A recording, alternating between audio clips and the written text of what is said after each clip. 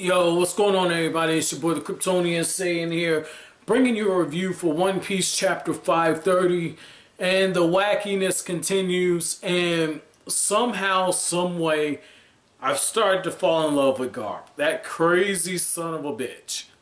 I love what I see out of Garp right now, man. Like, Garp, when he finds out that Luffy has made his way into Impel Down, and that he's on his way to breaking out Ace, Garp says, "Look at my grandson." I love that because Garp was just speaking to Ace. It was like, I want you guys to be great Navy men.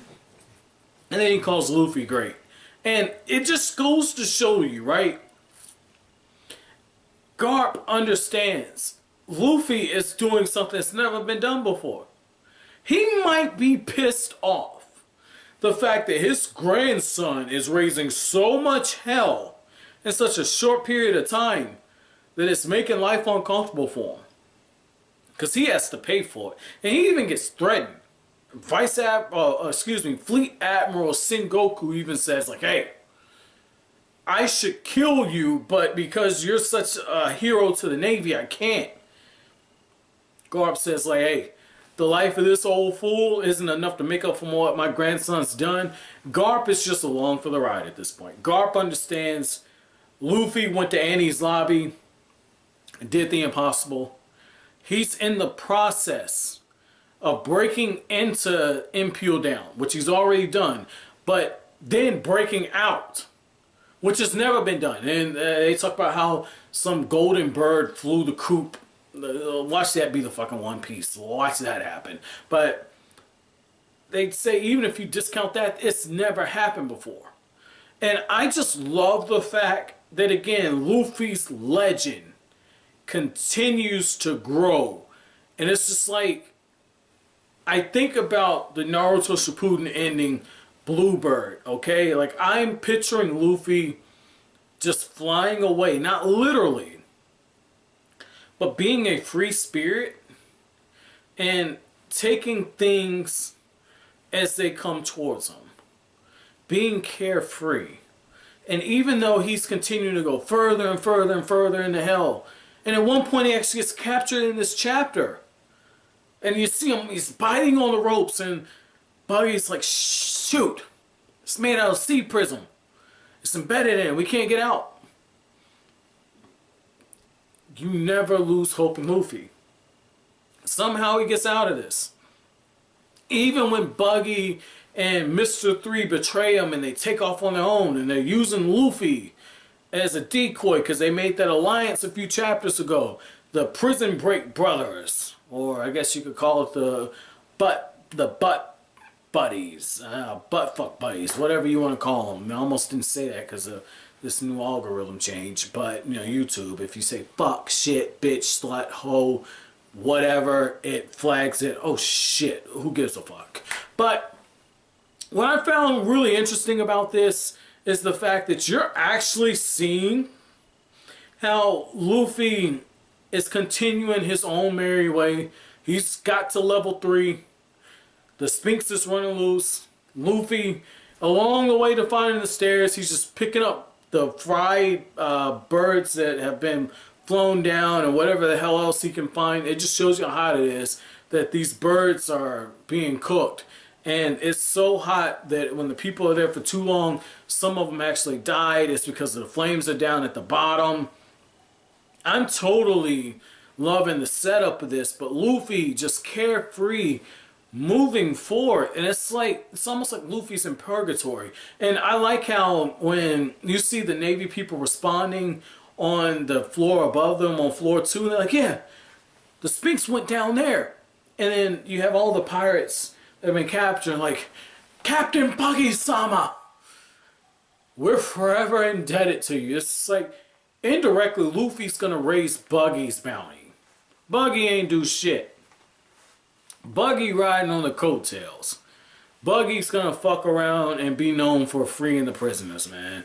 Now I feel like that's something that should happen to Luffy, but it works out better for the world government if, when this gets out, it doesn't end up being known that Luffy was the one responsible for all this. But what I really love when you take all this into account is that when the prisoners are rioting and revolting, it gets confirmed. Like, oh yeah, Luffy, like we know it, but they don't know it. Luffy's just doing this because his brother is Portgas the Ace. He's trying to free his brother. That's what it is. The shit just hit the fan.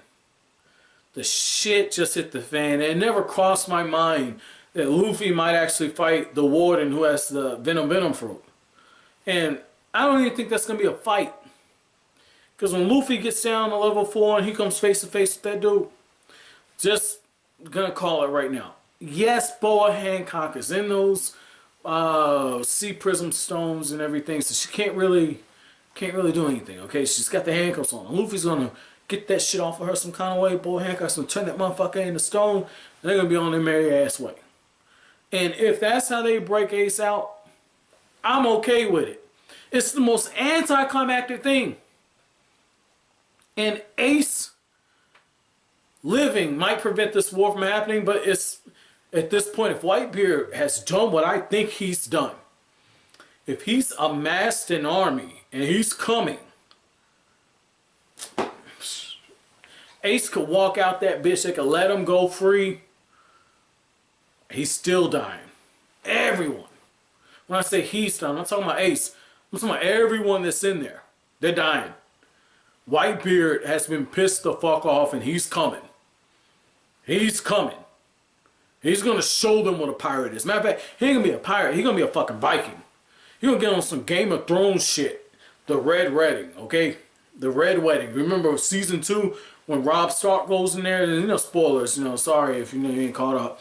But Robb Stark goes in there. Everyone gets killed at that wedding, including Robb Stark's younger baby that hadn't been born yet and the wife and all that.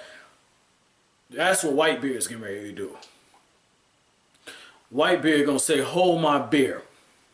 And just fuck everybody up. And I love that, man. Like, my chapter question for you guys is gonna be about the reunion between the Baroque Works brothers, okay? And they're not literal brothers, but I like to call them Baroque Works brothers because they're numbered agents. How'd you feel about our favorite dancing karate guy who happens to be Sanji's best friend? Not literally, but you know, they had the little moment, and Luffy's got another ally that he doesn't know is there. You got Mr. 3 staring outside. What'd you think about those two kind of meeting each other? What were your thoughts on that? I like it because when you had the singing and everything going on, I'm going, who the fuck is this singing? And then when you see his face, I cracked the fuck up because I wasn't expecting that. But when you think about the bounties, it makes sense for him to be there because where we're at now, if you're 50 million or higher, that's where you'd be. So it makes sense. I like that. But as always, guys, if you like anything I had to say, don't forget to comment, rate, subscribe, share. Thank you so much for watching the video, guys. Have an awesome day.